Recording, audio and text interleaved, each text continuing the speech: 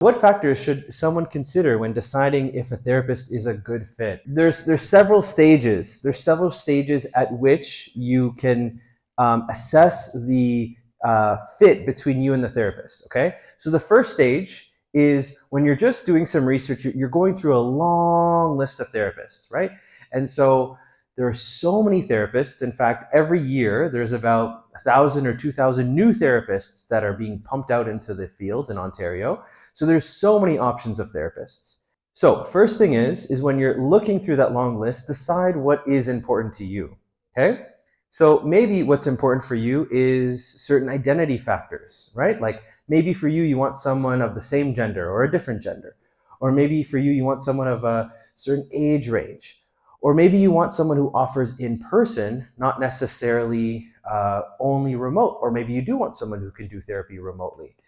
Maybe you want someone who can see you on the weekends, right? So there's logistical factors, identity factors, things like that.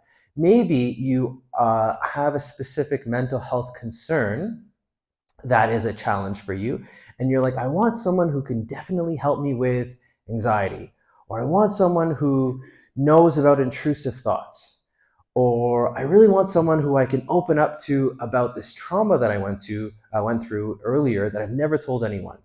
Whatever it is. Or maybe I want someone of the same community as me because they'll understand what it's like, being in our community or being in a specific community. Or maybe I want someone of a different community. I don't want to talk to anyone who, might recognize me somewhere. Whatever it is, right? All of those parameters will help you filter out and narrow down which therapist might be a good fit for you. Right? Another thing you might want to do is you might want to check the reviews, right? So maybe the therapist has some reviews online. And then also, you might get some recommendations from friends or family or loved ones about specific therapists. So feel free to, pay attention to that if that's important to you. So anyways, you've narrowed it down to maybe a handful of therapists or maybe even one therapist. Then reach out to the therapist, and if they know what they're doing, they already make it easy for you to book a free consultation. But sometimes, not necessarily the case. You have to ask them if you can do a free consultation. In our practice, you can book it online. You don't even have to reach out. It's perfectly fine. Just click, click, click, boom, free consultation booked. So you can plug it in. All right. Then in the free consultation, what are you looking for in the consultation? I have a theory that you're probably looking to have two questions answered. One is, do I feel like this therapist gets me? Do I feel like they understand me? Do I feel like they're a good listener? Do I feel like they care about me? Do I feel like we click, right? So pay attention to that. Talk a little bit about yourself and a little bit what you're struggling with, what you're looking for. See what it's like having them answer you and listen to you and talk to you. And then the second thing you're probably trying to answer is, can this therapist help me? So as you're waiting or as you're listening, see if they kind of address that question even before you ask that question. They might say, hey, yeah, anxiety is something I'm passionate about, or relationships is something I specialize in, or I have a lot of experience working with people who are struggling with the same thing you're struggling with, right? So see if they've answered those two questions. Do they get me and understand me? Do we click? And can they help me? And if you get a good vibe, then maybe that's your cue to give them a shot. So then start with the first session, right? If any therapist tells you you need to book 20 sessions in advance and you must commit to that because you're going to need 20 sessions, then tell me about that person because I'll have some thoughts and I'm going to put them on the list of do not refer. Okay? So only pay for the therapy you attend, please. And by law, if you pay for a package in advance and you choose not to use the whole package, you are entitled to getting the remainder of your money back, okay? And there's no such thing as you will definitely need X amount of sessions, right? That's something to watch out for, kind of like a beige or orange flag or yellow flag, whatever the term is now with the Zoomers. Therapy is so nuanced and so diverse, who knows how long it'll take. It could take one session, could be life-changing, or maybe you'll feel like you want to attend for your entire life because there's always benefit to be had.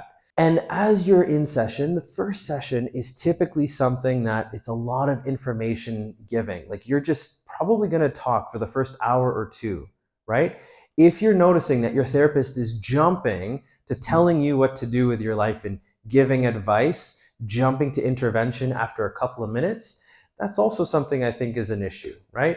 You want a therapist that takes the time to get to know you, to do a full on holistic assessment, a full on kind of information gathering about you, what your issues are, and most importantly, what you are hoping to get out of therapy. What are your goals for therapy? If your therapist doesn't ask you what you want to get out of therapy and assumes what you want to get out of therapy, that's also an issue.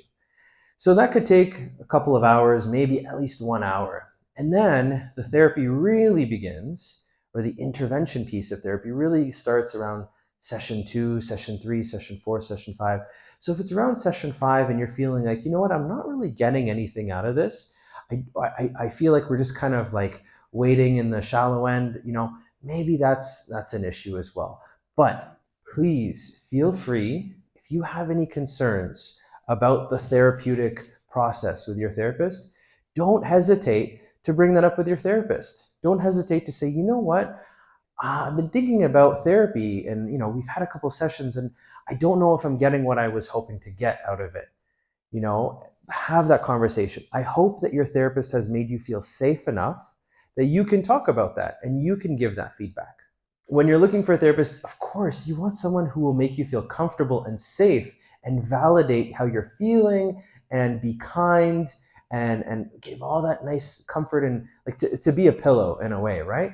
But if that's all you want, great. But most of the time, you're probably looking to change your life or to feel better about things.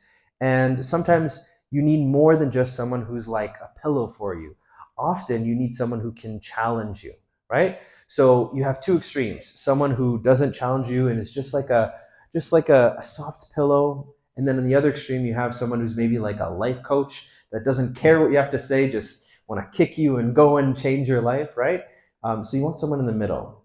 So this is what we teach to new therapists, is to find that balance, right?